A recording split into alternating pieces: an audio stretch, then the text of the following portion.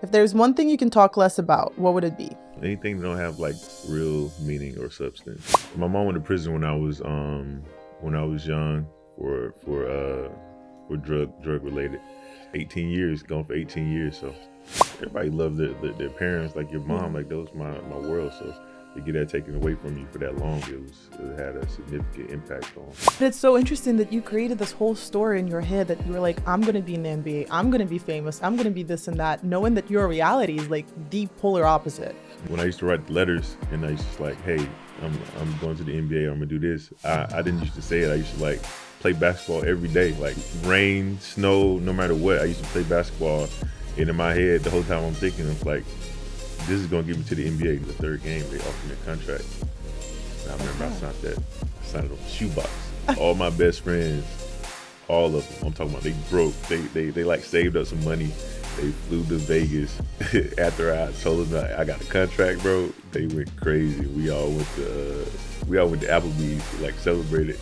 Like, if I hear an NBA player and like if somebody is gonna tell me like, Lesia, there's this NBA player that wants to talk to you, I'd be like, I don't want that because I feel like they're gonna cheat on me. They're gonna lie to me. We got that. That's how people view us. A regular guy cheats. If I'm with that person, like I'm with you. So you're in a relationship. How did you change when you become a father? It definitely like makes you a little softer, a little warmer. You know what I'm saying? You got like a whole nother human that you're responsible for. So. Do you think you would grow up to be the same person if you didn't have the money? Yeah, I'm gonna be the same person regardless. Like I'm still the same. I'm still the same guy. Like I done made millions of dollars, but I still go to Waffle House. Listen, like I always say, block out the noise. Focus on what's real. Stay with what matters. This is where grind meets growth. This is where stories break silence and build legacy. This is Talk Less. Talk less, do more. Hey guys, welcome back to Talk Less Show. And today we have a very special guest because everybody had been asking me to bring an NBA player on. And first of all, nobody wanted to come on. And this person agreed to be the first one. The current NBA player, not the ex-NBA player. So let me do a little introduction. He's a man who came from nothing and built everything with his own hands. He grew up surviving things that most people never talk about. He lost his father right before his biggest moment, and he still kept pushing. He chased a dream overseas with no guarantees and turned that grind into a real NBA career. His stories prove that where you start doesn't decide where you finish. Your heart does. So welcome to Talk Less Show, Torrey Craig. Well, thanks for having me. Are you excited? Yeah, for sure. You don't do that many interviews. Nah, I don't. I think this may be like my second podcast I've ever done. Really? So, second or third for sure. But and I'm honored that you've done mine before you did your friend's podcast. Oh, yeah. He gonna feel some type of way about that, but it's cool. He can give me feedback afterwards. Yeah, I'm pretty sure he will. And then he can come back on. That'll be an interesting one. I'll make sure I'm here for that one if he decides to do it. Okay. All right. Well, let's get into it. So every person that comes on my show, they answer this one question. If there's one thing you can talk less about, what would it be? Talk less about? Mm-hmm. Talk less about. Maybe do more of? If I could, I would talk less about, I don't know, anything that don't have like real meaning or substance. So I like to talk about like meaningful stuff, impact stuff, the real stuff. I don't like the gossip, the fake, the stuff that really you can't take anything from. So yeah, because when I was doing research on you, a lot of stuff that you have online is very deep and it's not something like superficial or surface level. Everything like, I guess like your story is probably what made you want to go deeper than just stay on top of the surface. Yeah, for sure. For a long time, a lot of stuff I just kept tucked away. Personal stuff you don't really like to share. But I remember when I got older enough, I was like, who can the story help? And once I realized it like helped other kids, then that's when I started telling it more, and it kind of got out there. But if it weren't for that, you wouldn't be able to find anything about me for real, because I'm pretty low key. But I was trying to be low key. But well, when you told me the story, I was like, this is crazy because obviously I didn't know much about it, and I like to go Yeah. into the conversation. So I really, really want to dive into it, and I want to start with your mom because your mom was incarcerated when you were 5 years old, right? Yeah, yeah. My mom went to prison when I was young for drug related, and yeah, it was kind of as a kid, it's tough because you kind of don't understand it, but it's kind of like that gray area where you know like she's not coming home, but you don't understand fully why. And yeah, I remember I came home from school and my grandma, she was in the house, and I was like, "Hey, girl," like it was just like a normal day, and I remember asking her like where's mom, and she was like, "Your mom," she's like at work, or she's working or something because she's always gone, and later on I knew why, but yeah, she was like she's gone. I was like okay, and then like do what I do, go play basketball or whatever. And then the sun goes down and she's still not there, and I asked, and she was like, "Oh, she'll be back tomorrow." And then tomorrow turned into like, "Oh, she'll be back in a week." Mm. And then it kept prolonging. I'm like, okay, man, what's going on? And then I remember like the next time I saw her was like through like the glass. Yeah. It was a screen at the time, but like, and I was just like so confused. And then some time went by. Then I remember going to court, and then um, when she got sentenced, I wasn't in the court because we were too young. So when she got sentenced, like pretty much my sister and my aunt had to explain to us what was going on, and then we finally kind of like, okay, she's not coming back. And then 18 years, going for 18 years. So yeah, man, it was tough. It was tough as a kid because you gotta like, everybody loves their parents, like your mom, Yeah. like that was my world. So to get that taken away from you for that long, it had a significant impact on my life. But your mom was very present up until that moment. Yeah, yeah, for sure. She was with us every day, and yeah, I mean, I respect my mom even when she went away. Like I don't have no hard feelings toward her. I love her to death because she went away trying to provide for her kids, and trying to do what she needed to do to make sure her family was taken care of. So I actually respect that, and it kind of lit a fuel in me. So I always tell her, I was like, "Mom, if it weren't for you going to prison like that young, I don't know if I would have made it to the NBA. Like I don't know, like that whole situation kind of motivated me and turned me into like uh, a motivated kid for sure." And you were writing letters to her. But when you were writing letters, was it like you were writing to the mom that she was or who you wanted her to be? No, I was writing. I was just, to be honest, man. I knew like she was away from her family, and I just wanted her to feel like some kind of connection with her kids. So when I write the letters to her as a kid, I was always just, it'd be just like a typical day of what I'd be doing or what I did today or what I got coming up or how I did in the game. But I always like wanted to keep her spirits high. So I would always promise her that I was like going to make it to the NBA, that I was going to take care of my family, that I was going to like be rich and famous and all this all this other shit that I used to say that I had no clue that was going to happen. I was just literally just writing it down. And it's crazy how like manifestation and law of attraction and all that stuff works, because I swear everything that I wrote down in those letters came true. So and write stuff down is powerful no matter what age you is. So I just remember all that stuff I wrote down came true, and now just living it out is still kind of surreal sometimes. But yeah, I always tell her like, "Mom, if you wouldn't have got locked up, I don't know if I would have made it to the NBA. I don't know where I would be, to be honest with you. But everything happens for a reason." Did she write you back? Yeah, yeah. She used to write us back. She used to so I was living with my two sisters too. So we all used to write. She used to like make us stuff. Like she used to make us belts and sculptures. Like she's super talented. Like and she had like a unique skill set. So she used to like make us all kind of stuff and send it to us. And yeah. We used to go see her maybe once, twice a year. She was in prison in Tallahassee for a long time. She was in Texas for a little bit, and she was always in different ones. So it was kind of far. We had no money, so it was tough. So we saw her when we could, and it it was good. But when you first went to see her, how did that make you feel? Because it's like I can only imagine going to prison as a kid. Like I Yeah, went, one of my friends got locked up recently, and I went to court for the first time. I've never seen anybody wearing an orange suit and like shackles yeah, or even handcuffs. I've never seen that in person. Like seeing that and like.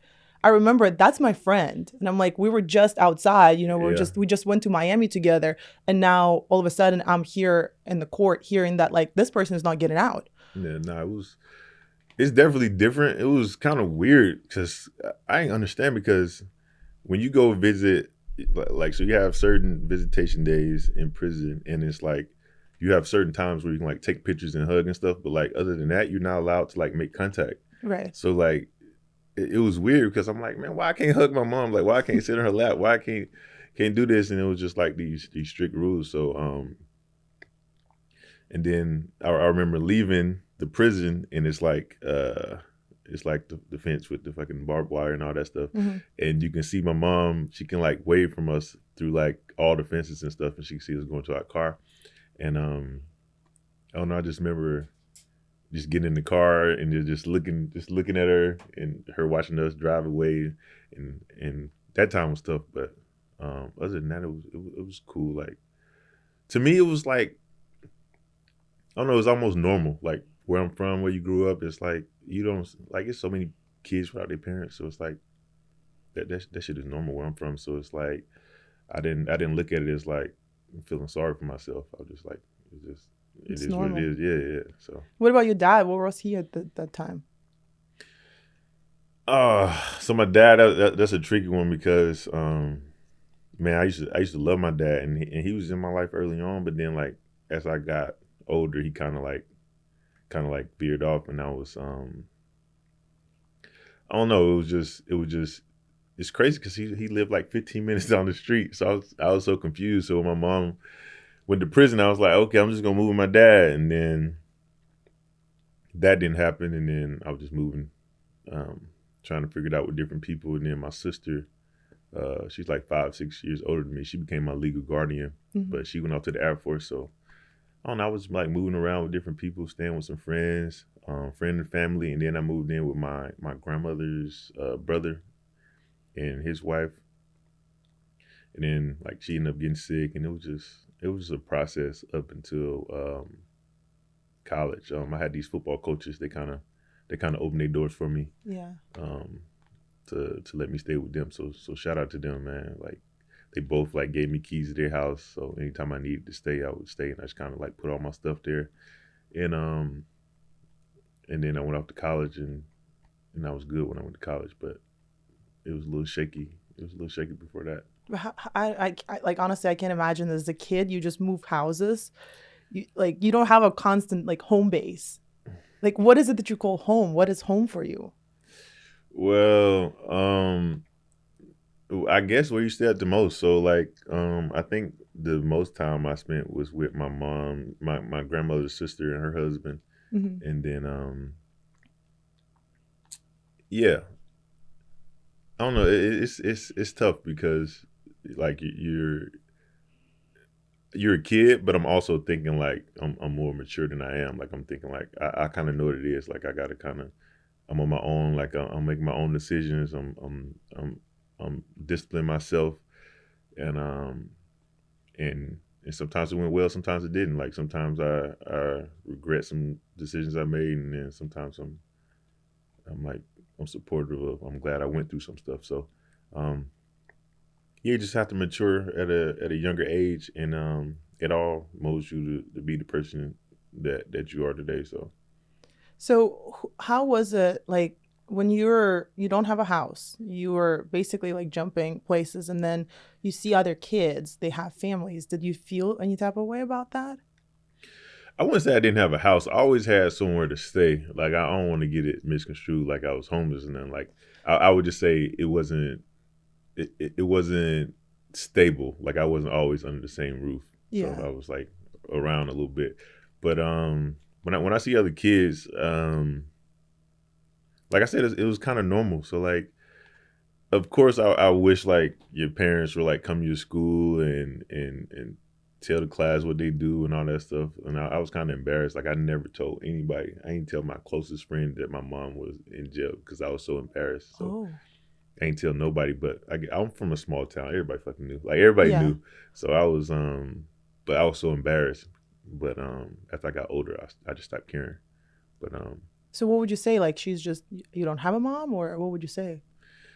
I would say a lot of different stuff. I was just like, oh, my mom don't live here. She lives in Florida. Like Okay. I wouldn't say why she was in Florida. I would just Mhm. say she lives in Florida. And yeah, I just kept it short and sweet. But you, like, when it's like Mother's Day or some holiday, that made you feel some type of way for sure, or not? Or you just kind of like, oh, I'm used to this now. I mean, I was never the kid to kind of feel sorry for myself.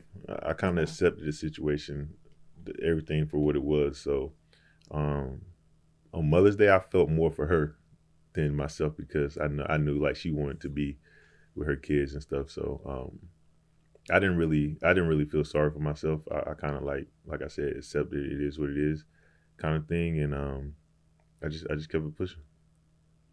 But it's so interesting that you created this whole story in your head that you were like, I'm going to be in the NBA. I'm going to be famous. I'm going to be this and that, knowing that your reality is like the polar opposite Yeah, of what's happening. And like, you don't have any money. You just have like your dream basically. And that's what you have to push for, and not just, fall back yeah, and be like, well, shit, because a lot of people, they would fall into that victim mentality and just say, well, I wasn't given the card. So nah, now for I'm just sure, going to.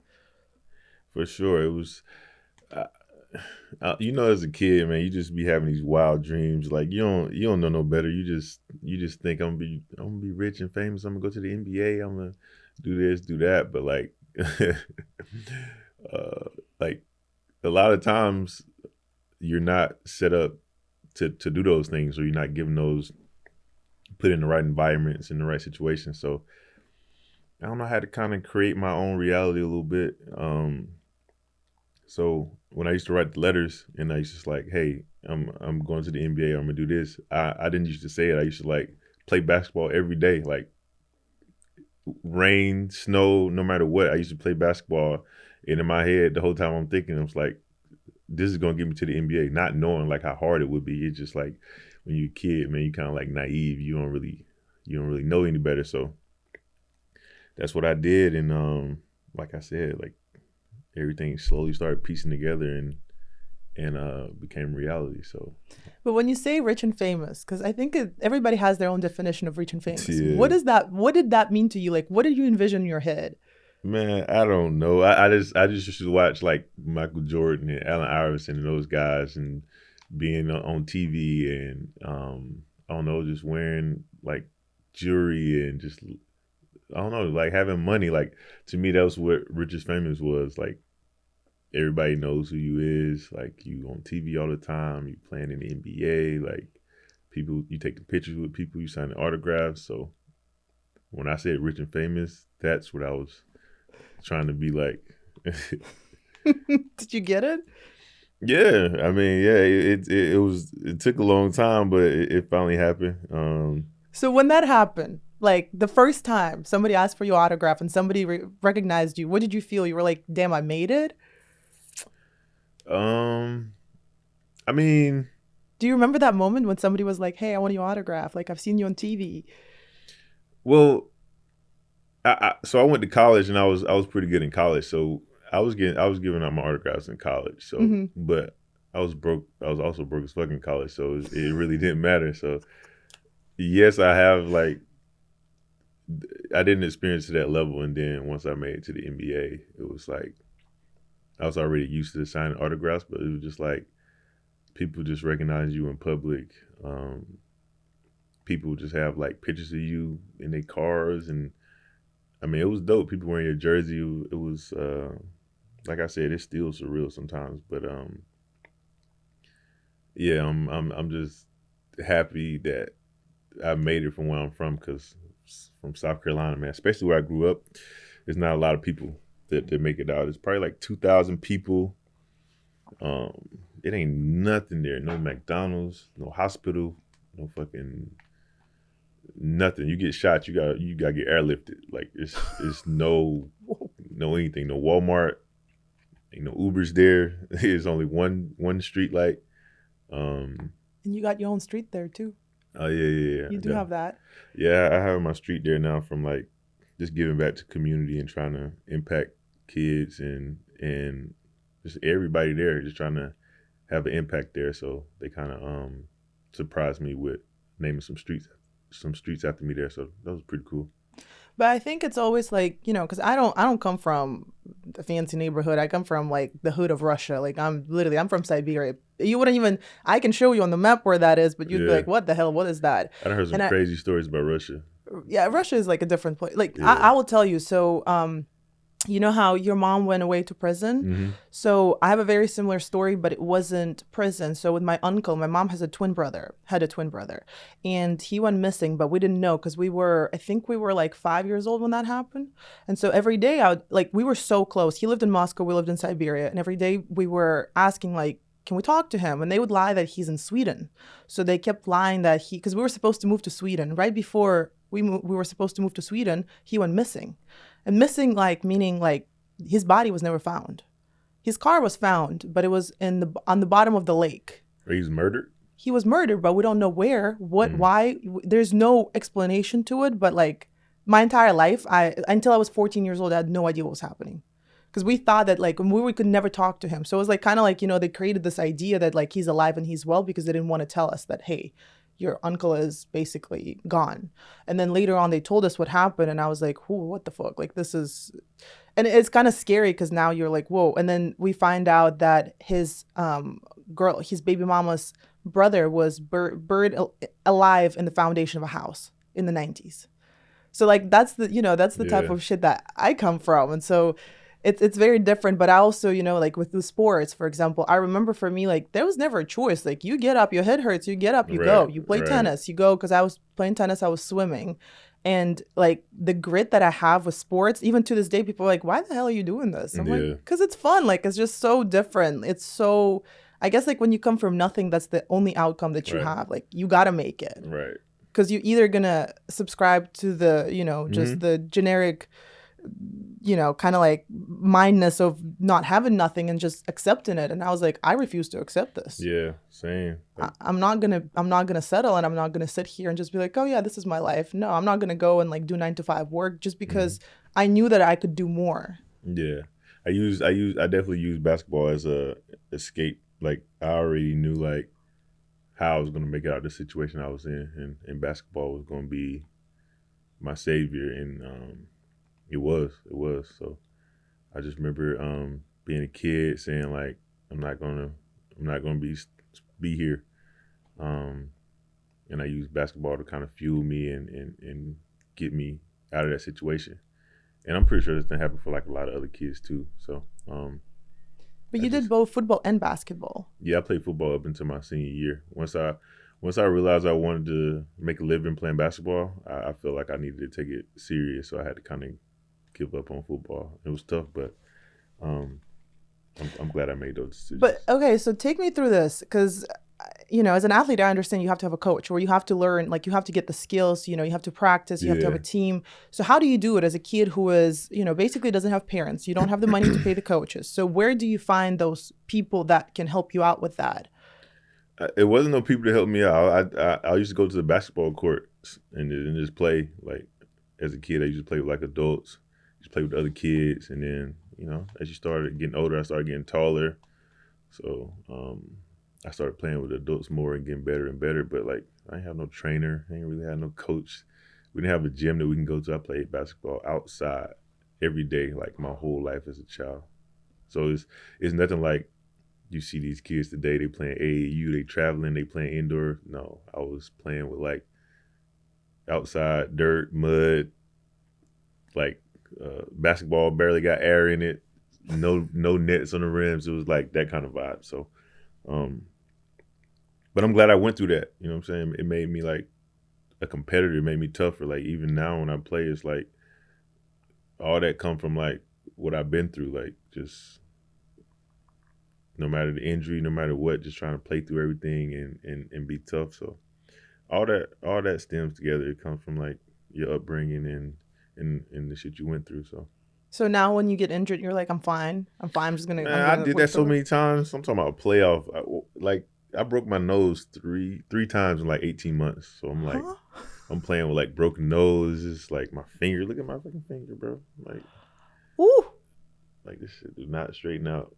Like, So it's because you're like, I'm just tough. This is fine. This is normal. I'm okay. well, it's like this because I was supposed to get like surgery, or I was supposed to wear a splint, and I never wore the splint, and it grew back like this. So now my bone is stuck like this. So I can't like, I really can't. It's just like it is like that's it. So what are you gonna do with it? I'm gonna leave it like this. I don't care. Does it hurt you for when you play? I can't even put a pinky ring on this one. I gotta. Wait, Nah, but does that matter for basketball? nah, it don't matter. If it mattered, I would got it fixed. So, man, you see, it's a lot of NBA players got fucked up fingers for real. Yeah.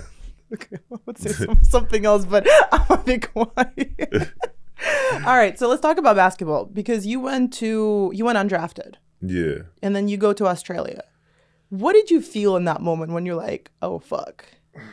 So, you know how like I said I was a kid and I was saying I was gonna go to the NBA and all that shit. Mhm. So when I entered the draft my after my senior year, 2014 in college, and I didn't get drafted, so I'm pissed. So I'm thinking like, damn, all that shit I said I've been working up to, like it didn't come true. So I kind of like, I remember I was mad. I had to go to Australia, but once I got over there, it was pretty nice. Like Australia's a beautiful place, and yeah, I went over there for 3 years, and I kind of like embraced it, kind of took it for what it was, and then I started my last year over there. I started talking to like all these teams. Like we have like a team psych or whatever psychiatrist that you have to talk to, and her name was Courtney. So shout out to Courtney. I'll never forget. They used to make us go to these meetings and stuff. Like there's like mandatory. So I used to be in the meeting. It's like, man, that's some bullshit. Like I don't like not taking it serious. And then one day, like she asked me like what's something that I want to accomplish that I haven't. And I was like, go to the NBA. And then I remember her just asking me like, do you think you still can play in the NBA or go? And I was like, yeah. She was like, well, then it's going to happen. I'm like, what do you mean? It's like, if you really truly believe that, then it's going to happen. And then, so we started having like more deeper conversations and stuff. And she started sending me stuff like some books to read and sending me clips of different celebrities talk about the law of attraction. And I think Jim Carrey, Will Smith, Denzel Washington, all these guys. And I kind of like bought into it. So now I'm like going to these meetings, like invested a little bit. And I swear to you, like a couple of weeks later, the NBA called and invited me like summer league. And I told her, and she was like, this is it. Like, and then I went to summer league. I got signed after like my third game and never looked back. So when you were reading those books, what were the books? Is it like the Law of Attraction, that book itself? It was The Secret. It was okay. it was a bunch. She was sending me like articles and stuff. Mm-hmm. So I was kind of like invested in it, and it kind of like I kind of had to take a moment to step back because I was thinking like once I started doing all like the research and everything, like everything that I had been doing up until that moment was like had came true. Like my whole life, I was still playing basketball professionally, making money, being able to like take care of my family a little bit. It just wasn't on the level as NBA. So I was like, and then everybody knew me in Australia. Like I had some commercials, billboards, buses, like. So I was like kind of living life over there for real, and then I just didn't realize it. And then once I started like I said, getting invested into it, then that's when the NBA happened, and I was like, yo, this is crazy. So like people, if you hear people talk about like manifestation and law of attraction, which camera? This one? That's like camera. that shit is true. Like I was one of those guys who's like, I ain't got, you know what I'm saying? Like I used to like kind of brush it off, but like now like writing stuff down is powerful, words powerful, like your thoughts, your beliefs, like all that shit matters. It's like, cause it definitely, everything that I ever said or wanted came true. Like I have every car I've always wanted, being able to take care of my family, like houses, investments, businesses, like everything that I ever wanted is like it came true. So okay, I like this. I like this because we had Stevie Baggs on, and Stevie is very big on talking about. He said in the middle of the word believe is a lie. So he Mm-hmm. always says you need to know. Like I know I'm an NBA player. So the way you speak matters, right? Mm-hmm. It said I'm going to the NBA versus I am an NBA player because I already know that that's mine. Like it's already I belong there. Yeah, So what did you write? Like, because what you're saying is that I you had to think take a time to like I, appreciate what you it had. was. I think it's my Instagram. I posted a letter that I wrote one time, and it was like I was talking to my mom, and I was telling her if I make it to the NBA, and then I remember crossing out the if and putting when. Yes. So it was like just little stuff like that, just like being confident and just really believing and knowing that like you really can do anything you want to do, even if you're not given the same circumstances or same opportunities everybody else. It's like the mind, and it's a powerful thing, man. Especially when you're young and like you want something so bad. And How old were you? at the time, I think I was probably like 12, 13. But I was writing the letters like for years, and she kept all the letters actually. So that was crazy. But just look back on it, it's just crazy how all that stuff came true. So now as an adult, I try to like figure out, damn. So I manifested for like 20 years, 20 some years. Now I need to manifest the next phase of my life, like trying to like transition, because like now you got everything you asked for when you was a kid. Now like what do you want in this life now? Like what is your purpose? What is your motivation? So Okay, that's I love that. I love that. And there's one thing that I remember Stevie told me, and it stuck with me. He said the power of release is so much greater than the power of possession, meaning that you were so holding on to that dream of being in the NBA that you didn't Mhm. appreciate anything that you had going on. And the moment that you Right. let it go and you appreciate what you were given, Yep. you sit there and boom, all of a sudden the call comes through. Yep. It's like you just let it go and then it comes to you. Yeah.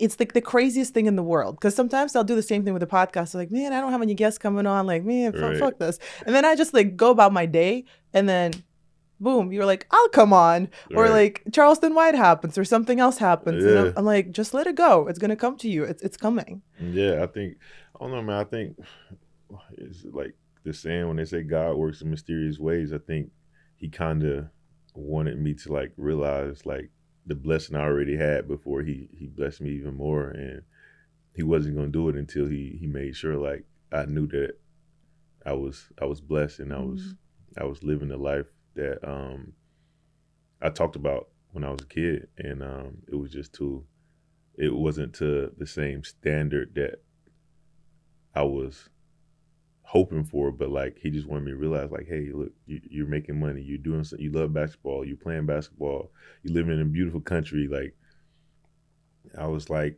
doing stuff with Herbalife.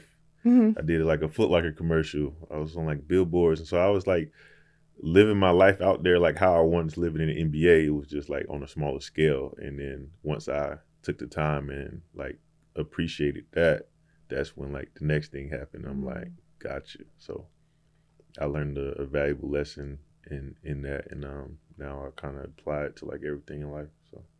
So then you get to the NBA, and then another tragedy happens, per usual. I feel like that's like the theme of your life, where Yeah. you get a setback before the major comeback, and then your dad passes away. Yeah, I was.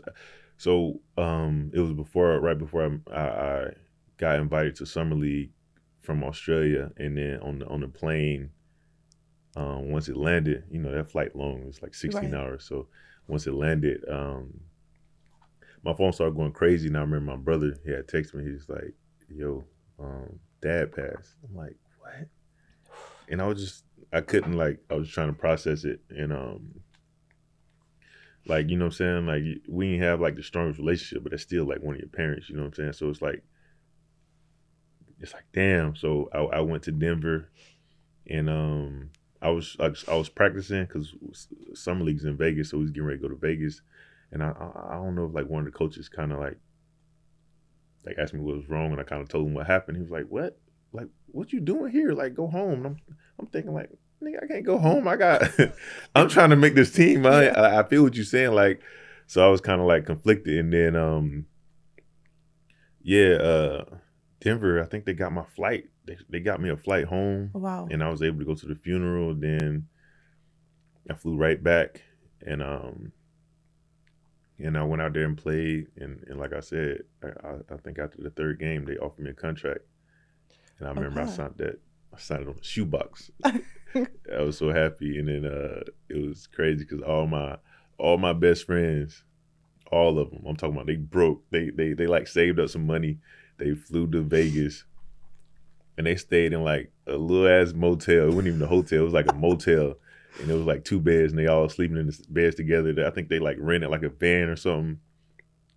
And they came to all the games out there. And I remember like, after I told them I got a contract, bro, they went crazy. We all went to Applebee's, like celebrated. Like, hey. Yeah, like we went to Applebee's in Vegas and celebrated, man. It was like Applebee's in Vegas. That's new. I've never heard of that before. You know what I'm saying? Like we ain't really got money like that. We from the South. Like we don't really know about all these like bougie, fancy restaurants. Like we ain't know nothing about none of that. We just like, yo, wait, Applebee's. Like we go in there and we just like. But you didn't have the money yet. You just signed the contract, so there's nothing that came into your pocket just yet. No, I ain't had nothing. I wasn't making that much money overseas, and then I had a son, so I had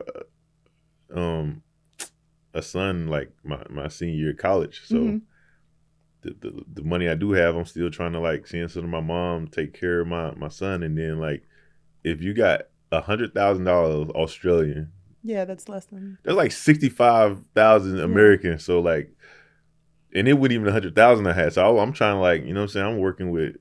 I'm trying to work with what I got. So yeah, that was we celebrated Applebee's, man, and then we never looked back. And it's crazy, like, because we still talk about it to this day, like how far we come. Like now we like started a business together. Like I got a development firm. Like.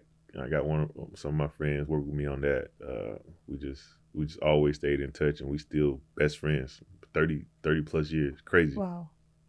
But so talk to me about that. So you signed the contract, you moved to Denver. The first paycheck hits. What do you feel? I bought a car. I bought a Porsche. From one paycheck? Yeah. I bought a car, and then I was able to take care of, like, you know what I'm saying? You got a little... Wait, isn't it like a salary, like a bi-weekly kind of thing? Or it's like the one upfront, the whole thing?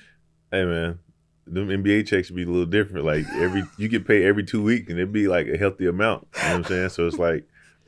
Damn. Yeah, you really have to, like... That's why it's so important, like, to have somebody to, like, help you manage your money, because you can spend that shit fast. So you buy a Porsche, then what else? I assume the first paycheck gone. I bought a bust down Rollie. I bought a $20,000 watch and like a I bought a chain that was like $12,000. Shout out to Zofrost. But yeah, those were my first big purchases, and obviously like sending money to your family and stuff like that. But those. That's what you did with your money. And then after that, did you start like, were you like, okay, shit, now I'm like blowing through it, kind of got to be responsible? Or no, I've never been the type to blow through it. Like even when I bought the watch, I'm like, what the fuck am I doing? Like, like what? Like I like the car is cool because you need that, but I'm like, all right, I want to do something for myself, and I always wanted like a iced out Rolex, so I got that. And then after that, I was pretty chill. Like I ain't never really. I had the same car for what, 6 years. And then I got like a Rolls Royce and a Lamborghini, and all that came later after you had made a significant amount. Just the basic. I mean, Rolls Royce, like Lamborghini. I mean, Rolls Royce is like that was like one of my dream cars. So I'm like, right. When it makes sense, I'm gonna get it. So once I was like financially comfortable, like I was like, okay, I can get this. And, did you ever buy a house or like later on? Yeah, I bought a house for my son's mom, okay, and him to live, and then investment houses. Okay. So like I'll buy houses. Like one of my homies, we buy houses, and then we like flip them, sell them, rent them out, Airbnbs, like stuff like that. So And then other houses, like I bought a house in Indy, and then I ended up like getting traded, so I sold it. And But that yeah, life is like normal to you. You used to that. yeah, That's yeah, nothing that like, you used to moving around. So, yeah, yeah, for but sure. then, okay, so you get in the NBA, and was it whatever you dreamed of, or was it different? It was everything I dreamed of and more. Really? How so? Because it's like people don't realize, like, as an NBA player, like how much free time you have. It's like you practice Hmm.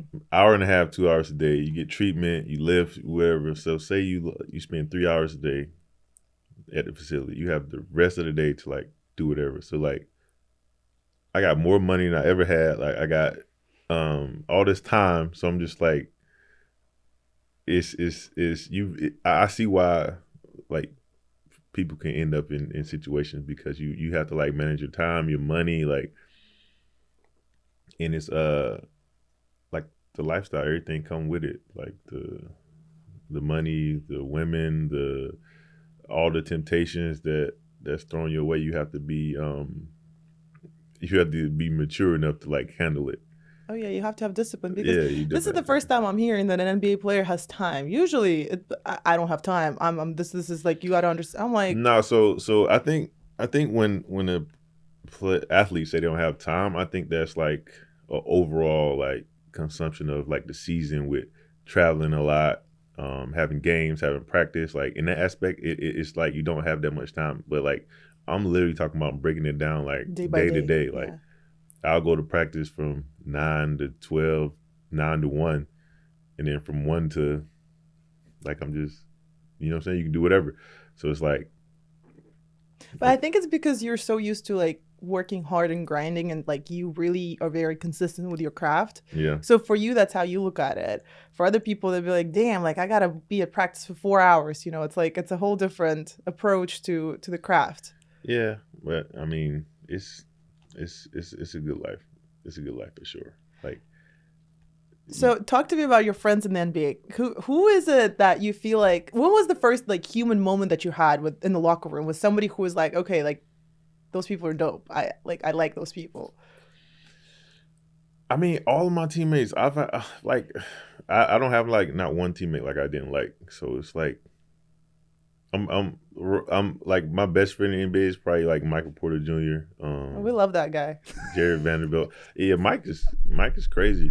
Mike but Mike, he's people don't really understand him. Like Mike got like he got a good heart. He's very religious. Like he puts God first, and he not afraid to talk about Real things. stuff that people think. Hmm.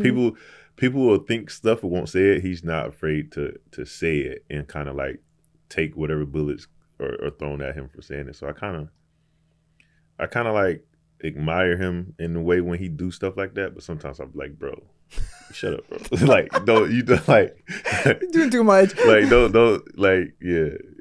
So it's like it's kind of hit or miss. Like sometimes he say some stuff that people or will take the wrong way, and like he literally didn't mean that, and they'll make it seem like he meant it. But sometimes he might be out of pocket sometimes. But for the most part, man, he just an honest dude that speaks his mind. So I mean, Who is your favorite NBA player? Who was like your idol that you admired? Allen Iverson. Oh, so you never got to play with him, huh? Nah, But who I'm was old, it but I ain't from? that old. Huh? I say I'm old, but I'm not that old. Well, yeah. And he got the style too. I remember he was like one of the best dressed NBA Yeah, players. yeah. I used to look at AI like he was a superhero for real. Like the the the cornrows, the headband. That's why I wore headband. Like that's why I wore number 3. Like when I first got to the league, I was number 3. Headband, sleeve, just on my AI swag. So But when the current tattoos. ones that you played with, who were the ones that you're like, oh my God, I could never imagine I'd be on the same court with this person?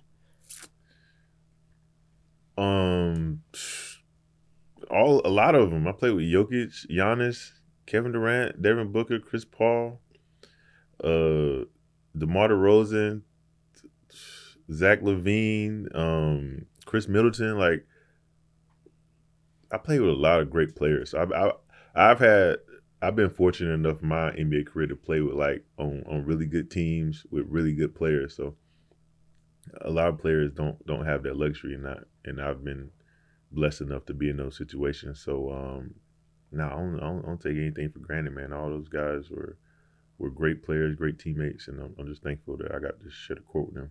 So. How is it to step into the arena and it's like you have thousands of people in there? Do you ever feel pressure? Because I can imagine myself, I'd be like, fuck this. This is too many people. I cannot. Like, this is too much pressure. I know that I would be trembling there. Yeah. Nah, I don't really feel pressure. Like, I just look at it as like you're playing a sport, you get paid to do something you love to do. Like, I get anxious. Like, I be ready to play. Like, it's been like, especially in playoff games, like you be ready to play. But like, I mean, it ain't like I'm the one that's got to score 30. I just go out there and like just play hard, play defense, do my role. Like, that's a question maybe for like the top guys in the league because they the one have to like wear all that pressure. Like, I just kind of like fit in where I get in and just play. But yeah, I don't feel pressure. Listen, maybe because I think that way because I've always played individual sports, so I don't know how it is to like have teammates to just walk out there and be with your teammates. And then in teammates, I'd be like, well, if I'm fucking up, then I'm responsible for the loss, and I don't want to feel that way. Yeah, no, I feel you. Teammates definitely like relieve some pressure off you, like. Right. So nah, like, I mean, you get as an athlete, every athlete, you're gonna get like fans. And you're going to get these crazy messages, crazy comments, crazy DMs from fans. Like what?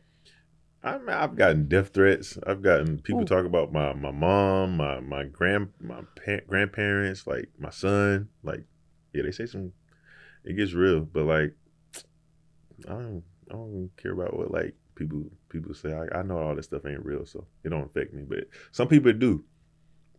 I know some players had to like get out, like delete Twitter because they be getting dragged on there so much. So like, it's a real thing. It's a real thing, but like, it didn't bother me.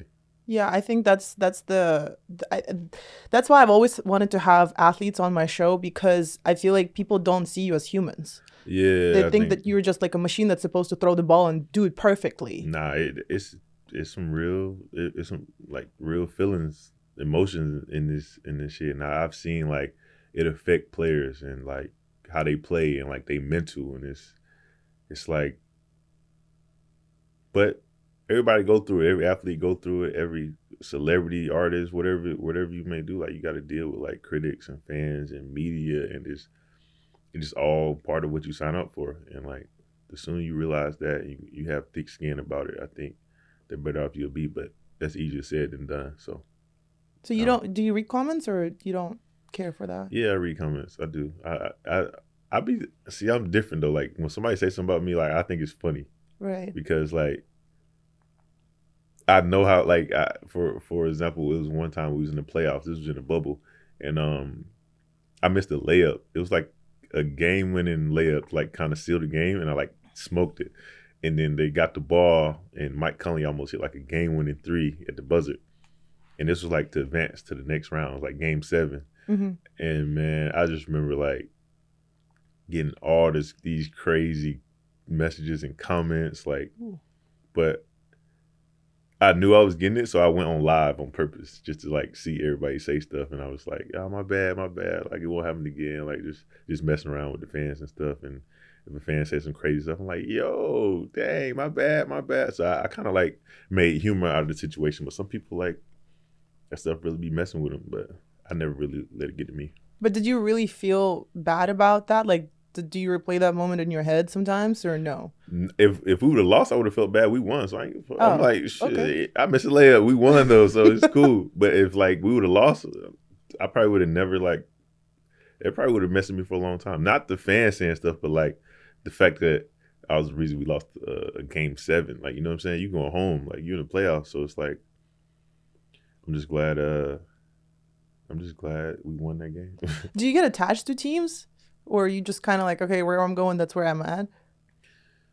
I wouldn't say you could. I don't know if it's more the teams or like the city. You know what I'm saying? So like when I was in Phoenix, like I love Phoenix. So like you might have to like go from like some players will be in New York, LA, Phoenix, and then you get sent to like Milwaukee or no knock on Milwaukee, but I'm just saying it's like the weather-wise, it's yeah. like there's nothing, it's yeah, cold. like it's like cities like Milwaukee, Oklahoma, Indiana. So it's like you definitely gonna miss waking up to sunny skies every day. You definitely gonna miss being able to go to a beach if you living in Miami. You definitely like, you know what I'm saying? So it's like you get attached to like certain cities and houses and lifestyle. Like I love my house in Phoenix. Like I love just having land and pools. And then when I went to I don't know, a city, you got to get like an apartment or a penthouse or something like that. So it's just different. So you'll miss that, but you'll adjust.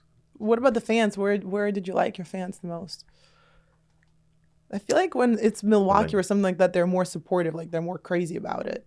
Phoenix fans was probably the craziest experience I had because we went to the finals my first year there, and it just seemed like the whole city. We got home from the airport from LA, and it was like we couldn't even drive. Like the streets was packed with people, and like we can't even like drive. It was crazy. So that's a moment I won't forget. So and they fans, they basketball fans deserve it because they went through some hard times. So I appreciate the Phoenix fans for sure. But when you when you deal with fans, do you feel like you're responsible to talk to them, take pictures with them, or you kind of like, I gotta go? Nah, I talk to every fan. I'll take every picture if I need to. Like I'm like I look at it different because like I look at it as my son. My son wanted to take pictures with. Like I wouldn't want somebody to be like, nah, I can't to my son or like somebody in my family. So I try to have a human aspect to the fans. Like they just like us, you know what I'm saying? So anybody asks to take a picture, I take it, autographs, whatever. I remember one time I took pictures for like an hour, like before a game. So it's like, I don't know. I just want to feel like I want them to feel connected. You know what I'm saying? Because some people never forget that. Like I still get messages to this day of people like, "Oh, you did this for my son," or you gave him your headband or your shoe or something like that. That shit they remember for the rest of their lives. So like to me, that's what like life is about. Like having an impact, creating memories for people, helping people out, and just making them feel some kind of joy. So. Is it because you didn't get that as a child and you kind of want to give it back, or is it because you just genuinely want to do it? Probably a little bit of both. Like I always said when I was a kid, like I want to be this person to do this and this and this. So like once I got the opportunity to do that, I'm like, you know what I'm saying? Like that's just who I am. So I mean, I just like making kids smile, making people feel happy. So however I can do that, if it's taking pictures, signing stuff, like I done went to schools, I done went to hospitals, I done did all kind of stuff, just like create those memories for people. So I don't know, man. You'll be surprised like how much stuff like that impact people. Like I done seen adults, kids cry. Like you know what I'm saying? Does. Like yes. I can like show you DMs of people just thank you, like and never get that moment. It was. Yeah, it's a real human aspect to it, and I just want fans to feel connected. Because you never know what people are going through, and sometimes it's like that. Just one thing, it can be a sign for something. They feel really special. I mean, it happens when it happened to me. I was like, wait, first of all, I'm nobody, but like I was like, holy shit! Like I appreciate this so much. Like I've been working for this, and now it's happening. And I'm like, just the fact that you even say, oh, I watched your podcast, or like if you give me a comment, something about the podcast, that's special because it's like now you see my craft, like you see my art. And I always look at it as like, man, like all this stuff is like temporary. Like you're not going to make the same amount of money. You're not going to be in the same position. And then like when you get older and look back, you're going to wish you had people asking for your autograph or like your relevance. You know what I'm saying? So it's like, I don't know. You just got to stay humble, man. Just be thankful, be grateful, and don't take the moments for granted. And I don't do that. This is where we're gonna break up some rumors because I did see something on TikTok where there's a TikTok posted with they said that you didn't appreciate that somebody didn't recognize you, and I'm like, me? Yeah, that's what I'm saying. I don't think it's possible. Man, that's what I'm saying. Like some of the stuff to be online, you can't believe everything you see. It was probably like somebody screaming your name, you didn't hear it, so they probably think you're ignoring them, or like. I think it was just a clickbait thing, but I'm like, Yeah. there's no way. Now hearing you saying that, I don't think that that's even possible. No, I would never ignore somebody on purpose. Never. Okay, let's talk about dating. And I need you to be honest because you know what? Yeah. A lot of athletes, they would come on the podcast and they're so angelic and they're so, it's like it's a whole persona about them. And I don't like that. Be real. Yeah. Okay? Promise? I'm a realist.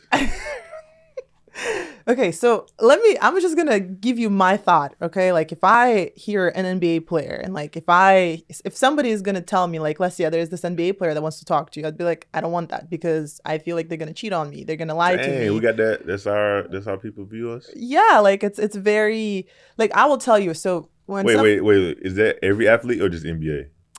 I feel like it's every athlete. Oh, okay, so that's no, I don't think it's NBA. I think it's NFL. I feel like it's even worse. Out or something.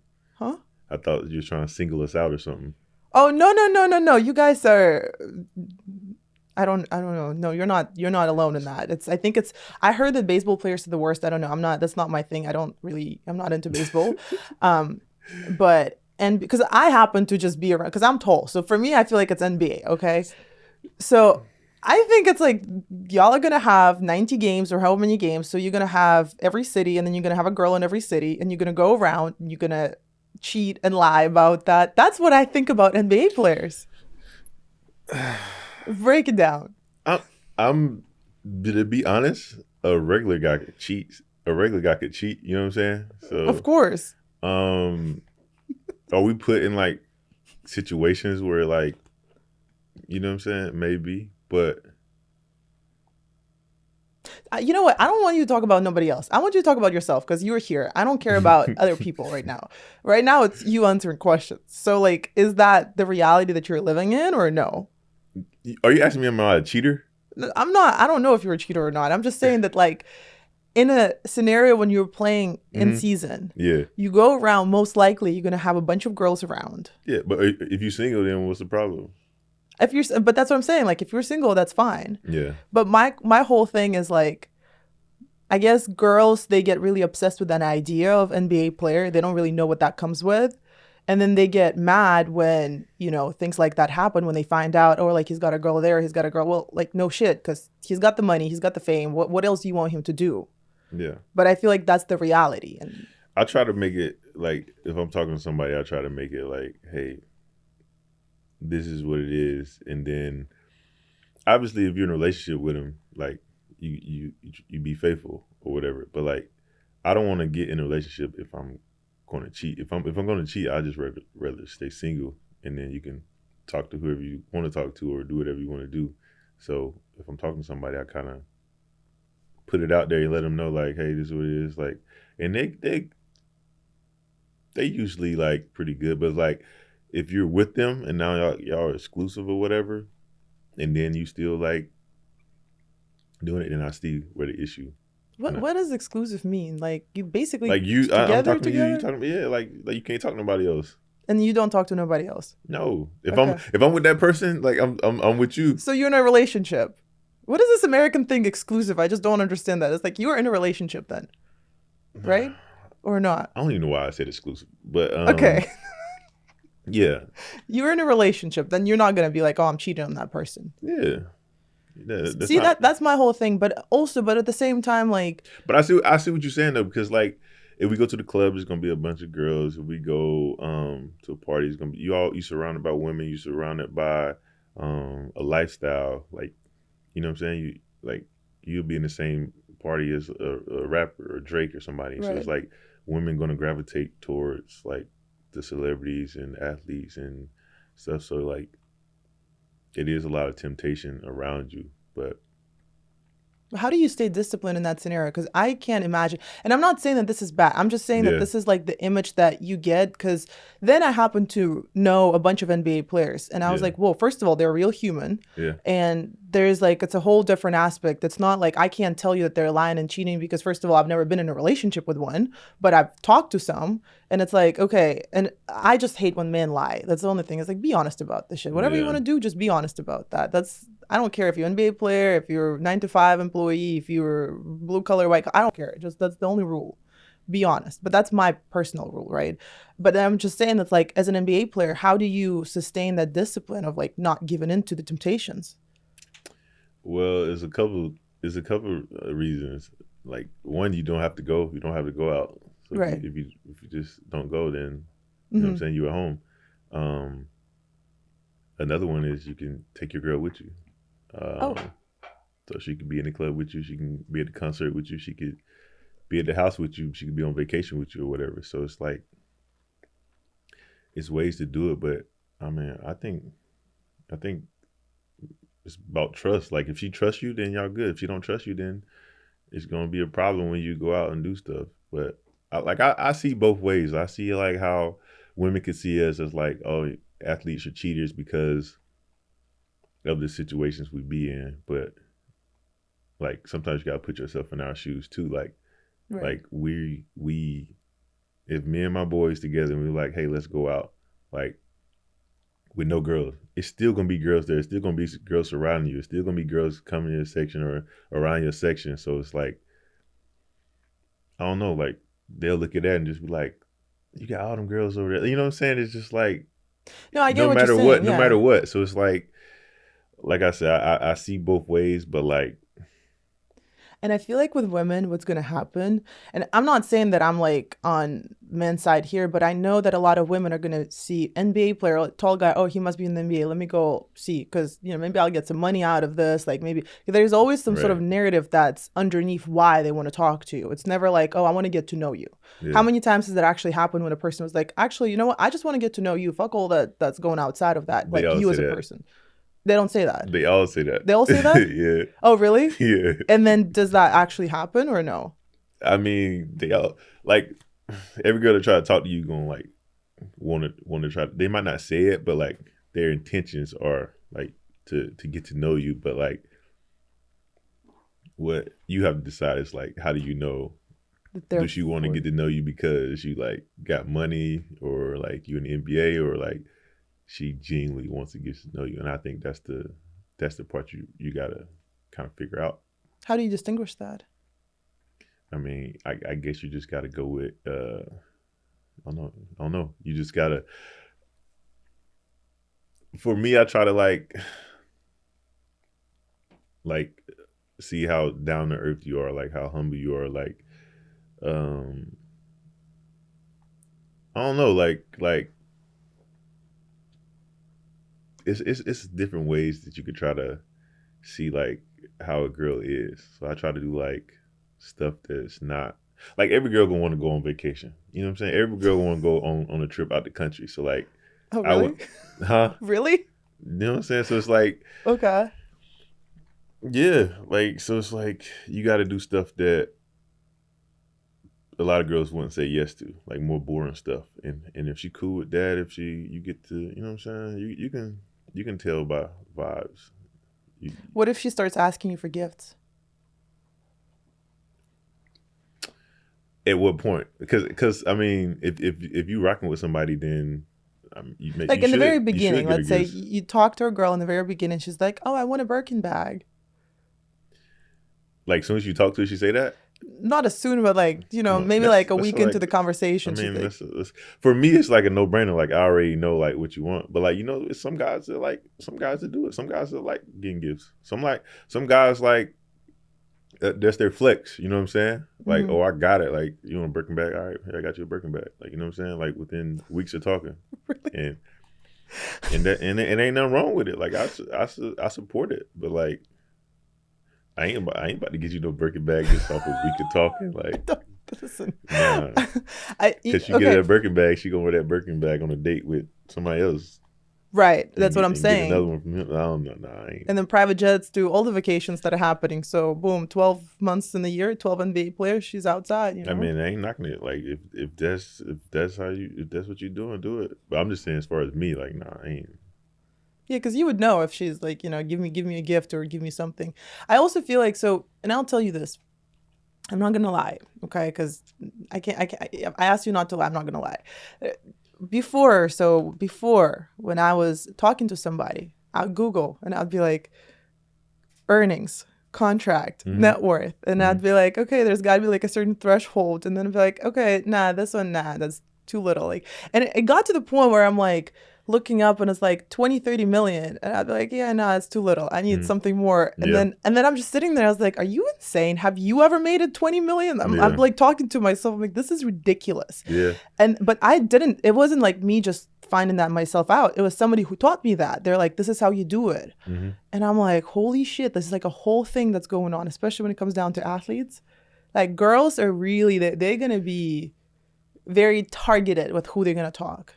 I mean, if that's their like, if that's their MO, like, I mean, you gotta understand, like, certain women want to live certain lifestyle. So it's like, if you want to like be on private jets all the time, if you want to be on vacation all the time, if you want like the G wagons, the Rolls Royce trucks, the all that, then yes, you got to go for like a certain tax bracket. But Well, you can earn it yourself too. It's another option. yeah, but man, that's easier said than done too, because like it's Why? hard. It's hard for women to make the same amount of money as an athlete and get those things. Like, it's something that do, but like it's a small percentage. So you in a relationship, you'd always want to earn more than a woman. No, I don't. I don't. I don't. It's like, I wouldn't base my relationship like, oh, I'm more superior than you because I earn more money than you. Like, I'm okay if you make more money than me, but I don't know. But I'm also okay with. I'm glad that, like, you know what I'm saying. If I make more money, then it is what it is. Like, I ain't tripping. Interesting. To me, it's all about the person. It ain't about like how much I make, how much she make. Like, if y'all feel the chemistry, the vibe, then that should be the most important thing. You know what I'm saying? But isn't it hard to date as an NBA player? Yeah. For me, it is. Yeah. Why? Because, like, I don't know. It just if you put 10 girls in a room, right, and all 10 girls try to talk to you or whatever, like, how do you? It's trying to peel back those leaves, to trying to find out, like, okay, which one is like the most genuine, like, not for like the money, not for like the lifestyle, like which one is like could live life with you and make you better and like have these qualities that, like, you know what I'm saying, make you want to be better and all that stuff. Because on a deeper surface, so it's like you gotta try to figure it out. Right. So like, whereas somebody in a different situation, it's a little bit easier for them. But like, as an athlete, it's tough because you see all these beautiful women, but it's like you can't, like, you also got to be cautious, like how you move, and because And I also feel I like done seen some things, I done seen some unfortunate situations with people where I'm thinking like, man, I don't want to end up in a situation like that, or I don't want that to happen to me. So it's like, got to kind of have your antennas up on, like, you know what I'm saying? But I feel like also, if we go back to manifesting, you gotta have that, positive outlook on, this is what you want, this is how it's gonna happen, this is how it's gonna unfold. Because I can only imagine with, like, even I told you that there are guys that would tell me, I'm not gonna date you because of the podcast. And so I'm like, well, shit, what Yeah. am I supposed to do now? Am I supposed to drop the dream or, Yeah. choose you? What are you, my whole thought process, what are you giving me that I would have to give up this? And there's no feeling that you're going to give me because this is what makes me like want to do more. So you just got to be okay with it. And if you're not okay with it, then, I can't, we don't go together. Yeah. It's just as simple as that. Yeah. I mean, it's definitely tough. I feel like dating right now is probably like at the hardest it's been. Like, it's not like how it used to be. Like, I think now it's like I don't know, like you look at your parents, how they be married for 30 years, and it's hard. It's gonna be hard to like find that in generation now with like social media and all this temptation around here. So it's just hard to find that genuine connection, that genuine love. Like they got kind of like an old school feel to it. I feel like it still exists, but it's like rare to find. So it's like, and it's just I just waited the way the world going. Like people making so much more money now. Like people are so like more accessible. Like it's easy to be around people. Like you know what I'm saying. So it's just tough. Well, it's definitely more accessible, and it's definitely more fast paced, and it's a lot of like, if this doesn't work, then you out.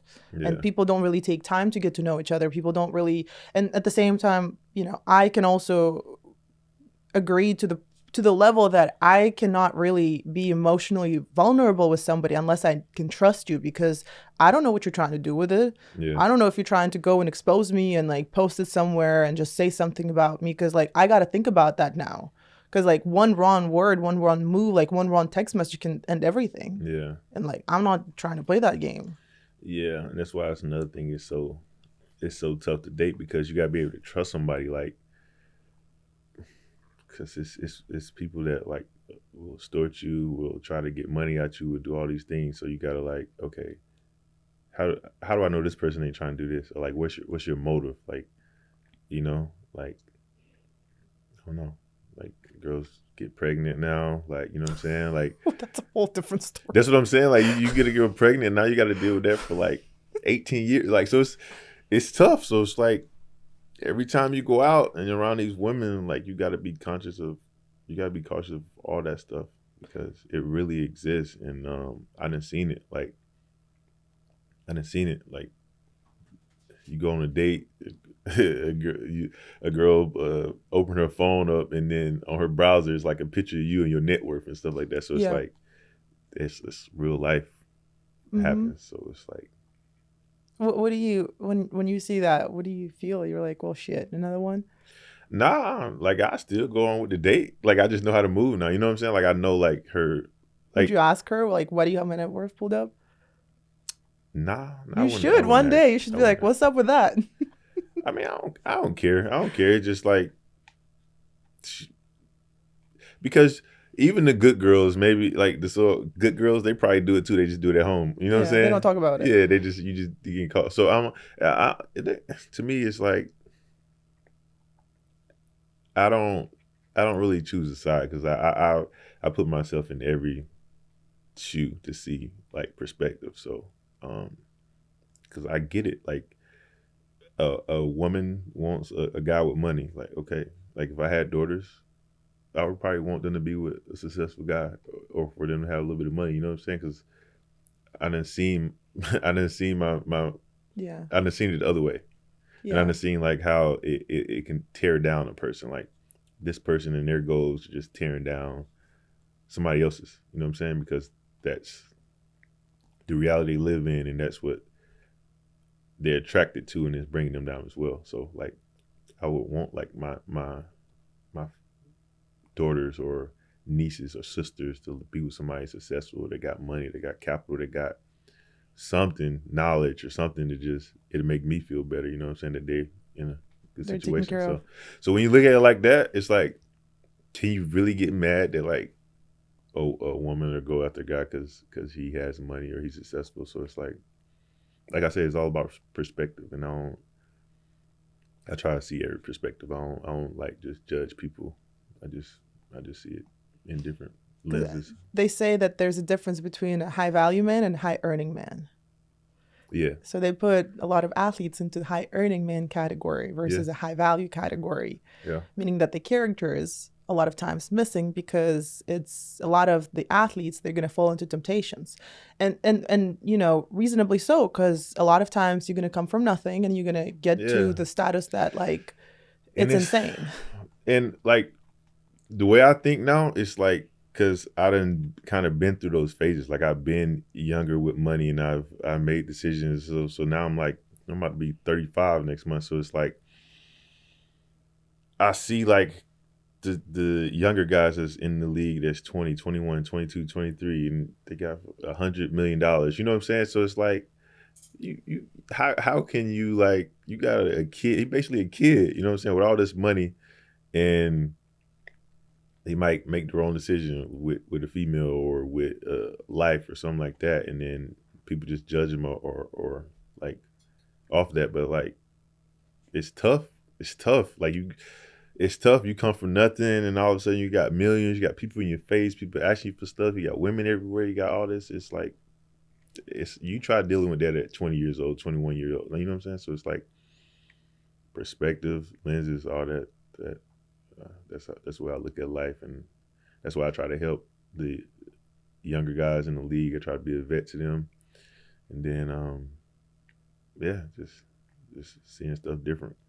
Yeah, because I cannot imagine what I would have done. Because Right. I remember when I got my first big paycheck, I went and blew it on Chanel bags and shit like Right, that. see? Which I was like, Yeah.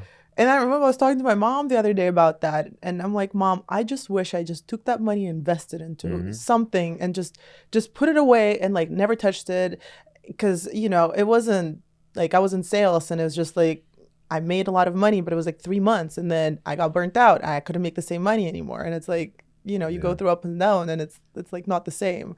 So I can only imagine when you have like millions of dollars in your account, you're like, shit, it feels like it's forever, Right. I mean, but it does go quick though. You can't blow through it. So like, I don't know. I've been blessed enough to be blessed with like a financial advisor that's like family to me, and he's taught me a lot of stuff. He made me like a lot of money with my money. Taught me about investments, different things. So it's like,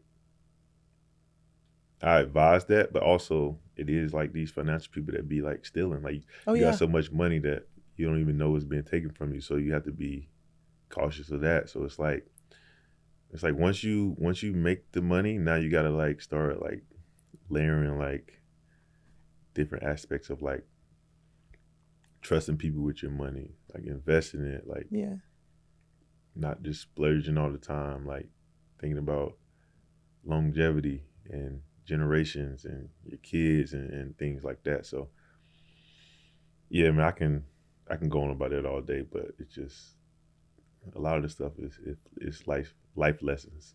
And do you think you would grow up to be the same person if you didn't have the money? yeah, I'm gonna be the same person regardless. Like, I'm still the same. I'm still the same guy. Like I done made millions of dollars, but I still go to Waffle House. Okay. You know what I'm saying? So it's like, I was just talking about somebody like the other day, and like my homies, they know I love Waffle House, and it's like, yeah, I eat at like fancy, nice restaurants too, but like, I'm still like, to me that's I fucking like Waffle House. So like, I ain't about to stop doing it because I got money. Right. I mean, what's wrong with that? Yeah, but so I mean, yeah, I'm the exact same person I was before I had everything. So. And if we go back to dating, if you, remove all that, like remove all the fashion stuff and everything, who are you as a partner, as a person? Who am I as a partner? As a partner, I would say, yeah. Like, as a partner, I try to take stuff from whoever I'm talking to. Like, I try to learn from them, and I also try to like help them learn from me. Like, the stuff that makes me better, and so for example, like religion, church, like God, I try to keep that at the centerfold. And it's vice versa. If somebody telling me like, hey, you need to start going to church more, you need to pray more, you need to thank God more, like, I use that, you know what I'm saying? So it's like, that's just one example, but it's many that you can have in a relationship that kind of like make you better. And to me, that's all I really want to do, is become a better person. And if you got somebody to do that with you, then it's even more beautiful. So so you're not one of those people that's like, yeah, I don't want to be in relationships. I don't want to have like a polygamous relationship. I actually want to have a relationship. I mean, yeah, but that, it's crazy. When I was a kid manifesting all that stuff, a girlfriend or a wife was something I never manifested. So like, now when I be single, I be thinking like, dang, should I have manifested that too? Have I should have like written that in the letters? But no, I've been in a couple relationships, but it's just I don't know. I think some of it's been like poor timing. Some of it I had to mature. Um, and now it's like with with like sports and like your business and all this stuff. And I got a son, so like when you have a girlfriend or a wife or a partner, like you have to prioritize them. And until I get to the point where like I'm ready to like put them first, then I don't think it's a good time for me to be in a relationship because like I'm still trying to be a father. I'm still trying to be an athlete. I'm still trying to be a businessman. So it's like if you include like a wife or a girlfriend, that's another thing that you have to like put in. And at the end of the day, you want everything to be happy. You know what I'm saying? So it's like until I know like I can make this person happy and priority and do that, that's when I get in another relationship. But until then, I'm just do yeah. You're just gonna be the NBA player. I mean, okay. I'm not gonna put you on the spot like that. You're just gonna. I mean, listen. You still got time to manifest whatever you want. So, whatever you manifest today can happen tomorrow. I'm working on that part. And I remember I heard something where, as far as the wife for a man, it should be like a top 3 priority, and it's never like number 1, because a lot of times for a man it's gonna be career and like other things. Then the wife is gonna be like 2, 3 in the priority list. As long as it's up there somewhere, because sometimes men would put wife like number 10. But it's some guys that put their wives first. It's a lot of guys that put their girl first. It just like if you're not ready to do that, then don't do it. Don't do it. Yeah. It's as simple as that. Because I think that's when a lot of things go south, because it's like people get into relationships and it's just like not a right time. Yeah. And then shit just hits a fan, and it's like, okay, well, because you were tempted, it doesn't mean you need to get in a relationship, Yeah, for sure. So yeah, I want to talk to you about your son too. Yeah. How did you change when you become a father? What was it? I mean, it definitely like makes you a little softer, a little warmer. You know what I'm saying? You got like a whole nother human that's you're responsible for. So yeah, I think it matures you, because now you're not living for yourself, and every decision you make, like you thinking like about that person too. So it matures you. It's definitely a blessing, and yeah, for all the people that have kids or want kids, like it's one of the best feelings in the world, knowing that you got like a mini you. And somebody that like admire you and look up to you and want to be like you, and like I don't know, it's just another motivation to be a better person, to be like everything that they see you as. Yeah. So, now, like my son, we had like the perfect relationship. But because you didn't grow up with a present father, sounds like, right? Yeah. So how do you learn or know how to parent when you didn't have that example? I mean, that's a good question, but I know how I felt.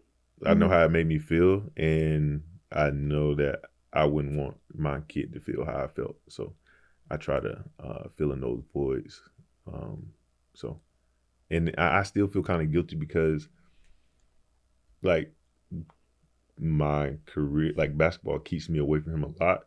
So that's tough to navigate. So I still try to be a father the best way I can, like without being there. Like, so I try to create all these moments like that he'd never forget. So when he come to the game, he's on the court. He's the ball boy sometimes. Sometimes he's mopping the floor. We go to parks all the time. I try to do like wholesome stuff with him to where like we can experience stuff together. We can have conversation. Like sometimes we'll go to a park and just lay by the park. Just look at the birds or skies or something like that. We'll play basketball. We do a lot of different things, but I try to create these memories because when I was a kid, I had memories. And he's at the age now where like he's gonna remember like a lot of stuff for the rest of his life, and I want him to be able to look back and be like I had a dope relationship with my dad. So. Does he know your story or not yet? I mean, I think, like it's on the internet. So if he's seen it, I haven't told him my story because, you know what I'm saying? Like he's a kid and he pretty much knows, like, he knows my mom went to jail. He know about everything else. So it's not really much to tell. But I mean, if you have questions, I'll answer questions for him because he do get curious sometimes to ask me questions. But yeah, I just try to be the best father that I know how. So but you always can be better. You always can learn, and that's what I'm continue to do. So your mom is out now, Yeah. right? She been out. She got out when I was like my senior year of college. Okay. Yeah. So your son does know his grandma, right? So they He hang be with out, they her. spend Yeah, time. he be with her a lot. Spend weekends at her house. They live like 20 minutes from each other, so they Mm. see each other a lot. So yeah, Okay, so they got a good relationship. that's good. So he basically just knows that side of Yeah, the and she be story. like, my mom is like, I think she lives. She see him as a younger me in the years she missed out. So I Hmm. feel like she making that up with him. So she just doing all this stuff for him. She spoils him to death. And I just feel like, yo, stop getting him stuff like stuff he don't need. But like, yeah, they have a good relationship. Did you, when you had a child, was it like scary to have a baby? Yeah, I was in college, man. When she told me she was pregnant, I was like, I remember just getting a text. She was like I gotta tell you something. Your stomach kind of dropped because you know what I'm saying. Yeah. So I remember she told me, and I just like sat on the stairs. I'm like, yo, what? And I'm thinking like, I'm about to have a kid. I ain't got no money in college. Like Oof. it's scary. You know what I'm saying? It's like, and then you thinking like, okay, I'm still trying to make it to the NBA, like your goals and stuff, and now all that's got to be kind of put aside because you about to have a baby. So you don't know what the future holds. You don't know what's gonna happen, and now now if you want to go back to that pressure situation, that's when you feel pressure because you're like you in a real life situation. So So what did you do? I mean, I just kind of accepted the fact that I was going to be a dad at an early age, and once I accepted it, embraced it, then it got easier. Once he was born and stuff, and you see him, you like you know what I'm saying, like Hmm. once you see him born and you with your kid, it's like how could you ever feel like those feelings that you felt like scared and all that? Because like you know what I'm saying, this you're human, so um, yeah, it was. I mean, you always gonna have your ups and downs. And me and his mom still have like a good relationship, so um, everything's good. But you didn't freak out and like you didn't say like, okay, let me put this dream aside, let me go get a job and like let me figure this out. You still continue to do what you wanted to do.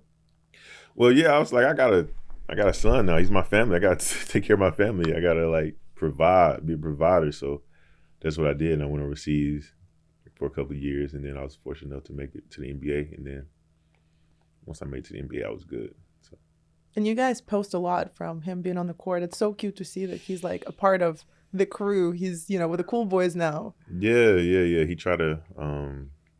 be trying to get me to be on TikTok. I don't be on TikTok, but he be want to make TikToks and stuff. He's at the age now where he trying to be like swaggy and have drip or whatever. So that's what he's all about now. And games, he playing sports. So yeah, man, I'm blessed. He's healthy. He's growing, and we have a great relationship. So it's the best feeling. That's amazing. Yeah, Because, there's so many people who like, they're not present fathers. yeah. And it's so sad to see that that's like the reality. Mhm. Because I've always questioned that. Like, if you're going to have a kid, without like, regardless of what the circumstances Yeah. was, if you do make a choice, then do make a choice of being a present parent. Yeah, Because it will be very traumatic. And you would grow up with like so many things that you would go through life and be like, what the hell is wrong with me? yeah, And it's just as simple as, hey, your dad wasn't around, your mom wasn't around. It's like, and those things, it's gonna be a shadow that's gonna follow you throughout your life. yeah. So that's why I try to tell my story and be an example because I was a kid that didn't have a mom or dad to like call on or be next to a hug or whatever. So I had to go through life kind of with those empty feelings, and and I turned out pretty good. So I kind of want to be that. I kind of want to be that hope for kids that's in the similar situations that don't have their immediate family, their mom present, their dad present. That like it's still a lot to life. You know what I'm saying? Like I know it's tough, but you still can. You still can. And Yeah. did you ever go to therapy? Did you ever address all those empty emotions? No. So I said I was gonna go to therapy like a couple years ago, and I've been like I've been like procrastinating, but I'm really gonna start going to therapy because to get a better understanding of like why I am the way I am, the way I think, and I think I don't think it can hurt. I think it can help. So that's one thing I'm going to do is start going to therapy to see, because a couple of my homies was like, bro, you just might need to go to therapy. I went like they be going like couples therapy and shit. So I was like, I'll try it out because everybody be raving on therapy. So because I always been the guy that's like, well, what's okay, therapy. First, you got to find the right therapist, right? Right. So it might take 3, 4, or 5. So I'm like, all right. Mm-hmm. And then you got to like be able to open up and tell the truth. And then like what's a therapist going to tell me about me that I already know. And then it was like, well, they give you different like tools and exercises to think. This is where you go wrong and in the beginning. So What? therapists will never tell you where you go wrong.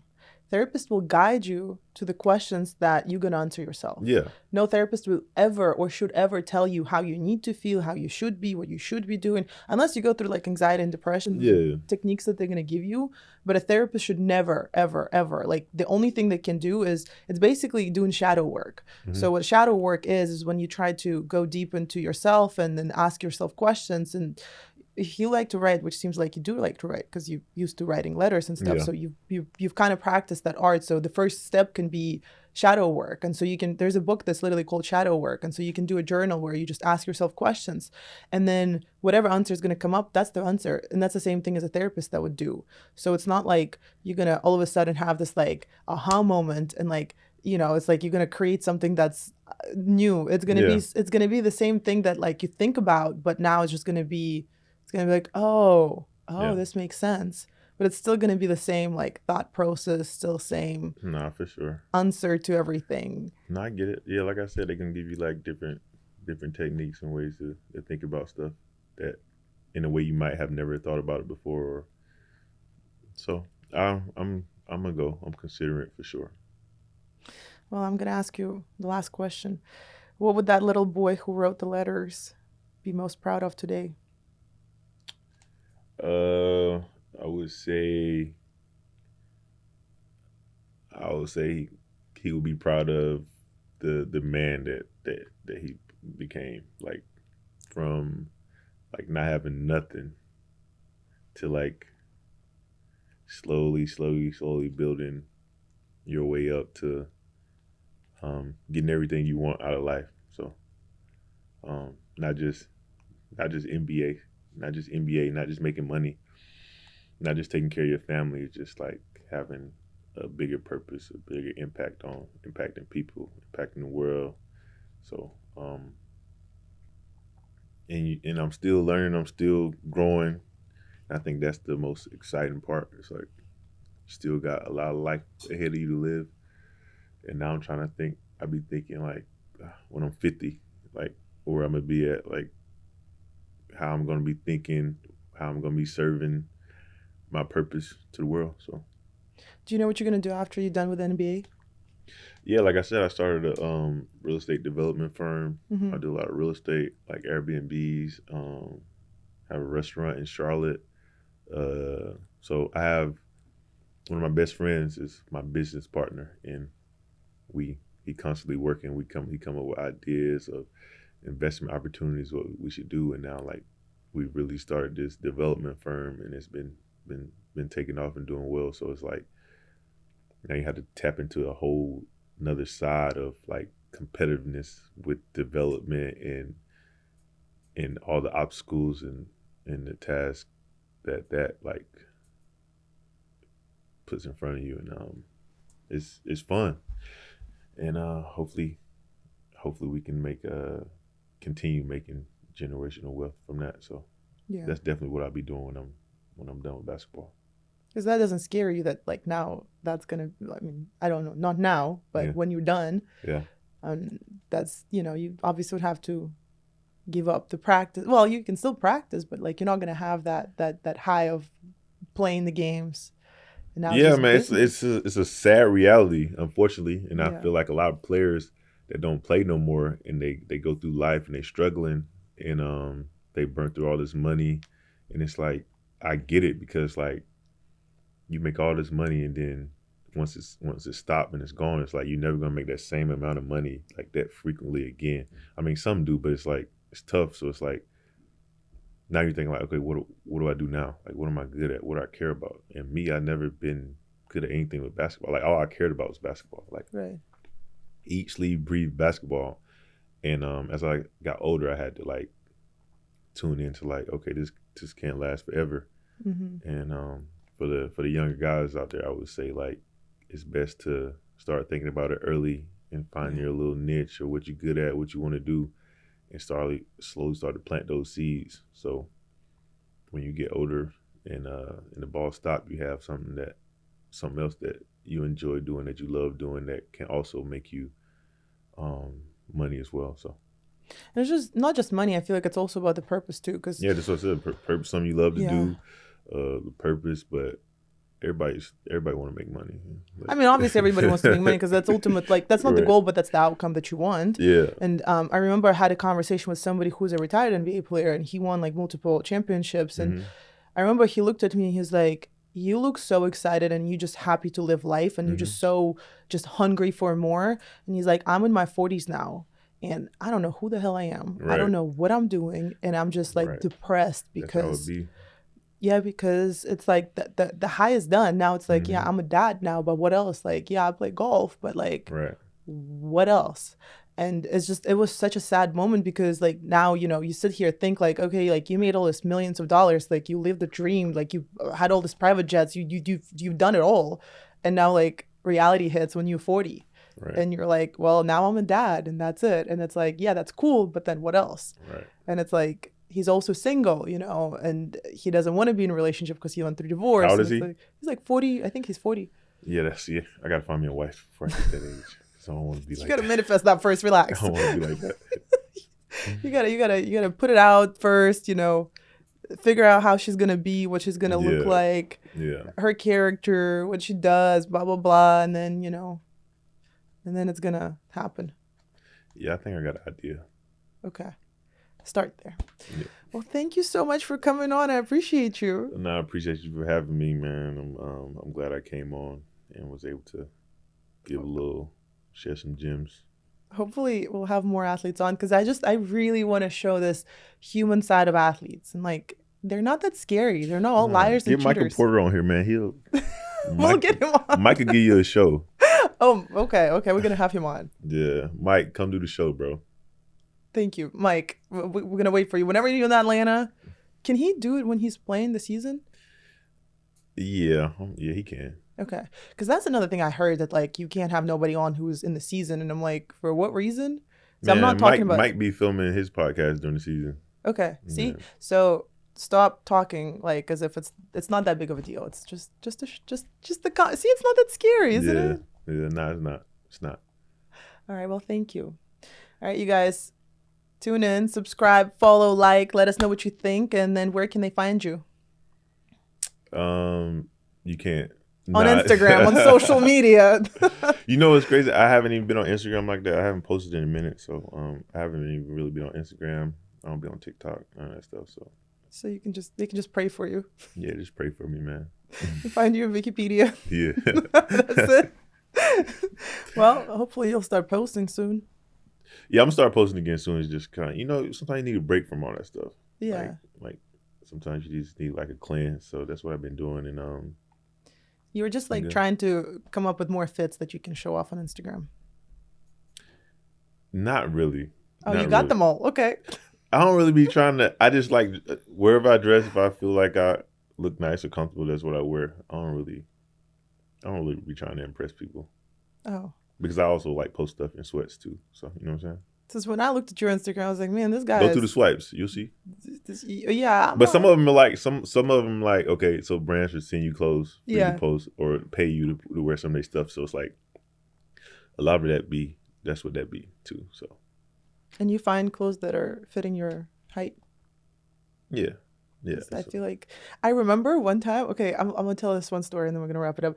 I remember one time it was somebody who was, I think it was like somebody who was playing in one of the teams, and this man, like 3 years ago, mind you, I have like 1,000 followers at the time, right? Like I'm not even. This man DMs me and he goes like, "Hey, where do you find the clothes that fit you?" And I'm like, "Bro." I was like, you are like, you signed to like one of the best teams. Your contract is very, very fat. You can literally create your own clothes. Like, man, you think that man really DM you caring about clothes? Just like a break the ice type thing. Like I gotta figure out something to say to this girl. Like he's basically just shooting a shot. Yeah, I was like, hold up, what the? I'm like, what? No, don't ask me that because that's the dumbest question you can ask. Because I was like, what is going on here? He just shooting a shot. Like he just like, oh, like where you find your clothes? I'm like, I don't know. He was like, he said like, where should I find? I'm like, no, I don't know. Like, why are you asking me those things? Yeah. I'm like, you got stylists, you got all these people. Like, I'm just a girl living life here. So, yeah, that was a funny one. Well, thank you. I'm gonna wrap it up. Thank you. I appreciate you. You got final words for people and advice to give?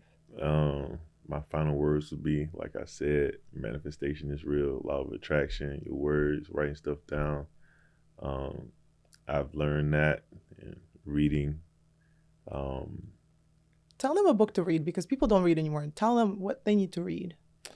Well, like I said, for me, The Secret, it kind of like, yep, it gives you like the tools of manifesting and putting stuff to action. It was just, I don't know, it was just something I felt different about myself after reading it, and after I don't know, I feel like after you read it, then you start seeing signs, and then you start applying everything to life of like something means something, or this is like a stepping stone for this, and it's just like everything correlates and comes together, and then I don't know. And then once you see it like unfold in front of your eyes, you just like, that was this, you know what I'm saying? So it's just like, it makes you think different, it makes you move different. So everybody that always talk about law of attraction and manifestation, I would say keep believing in that and keep working towards that. There you go. Secret. That's the book. Yep. I think everybody starts with that book, so it's truly the book that you have to read in your life once. No, for sure. If you really want it. But anyways, now we're finally done. Thank you. Subscribe, follow, like, share the episode. Let us know what you think, and we'll see you in the next one. Bye.